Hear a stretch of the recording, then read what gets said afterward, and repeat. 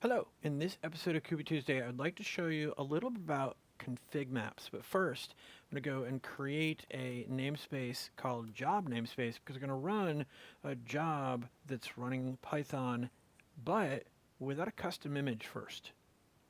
Then we'll look at a custom image, we'll look at running jobs, look at running cron jobs. But let's start off with a config map within this namespace. So if I have some prompt that I want to use, like for Amazon Bedrock, I could have that saved away in a file. I can go and have a job script that I save away. And for now, it's not going to call Amazon Bedrock. Let's start simple. We don't need a custom Python image. Just use a baseline Python image for a job. And I'm going to use this script, hello world. This is a proof of concept.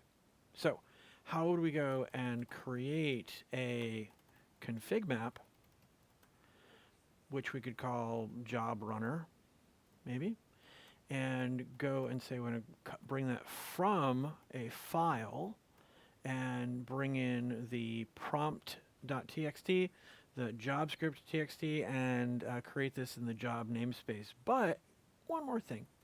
I'm going to go here and specify that I don't really want to do this right now. I want to do dry run equal client, and I want to save the output in YAML format.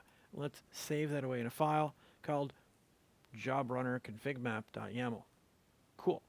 So what does that look like? So let's just say cat of that jobrunner config map. And so it has the contents of each of those files put together.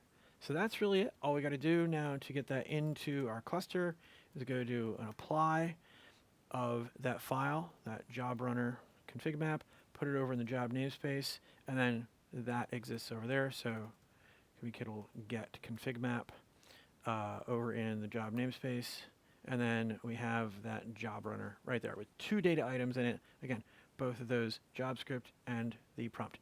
In the next episode, we'll take a look at using that in the job. But that's it, a config map. A little bit about that. Hope you enjoyed this episode of kubetuesday.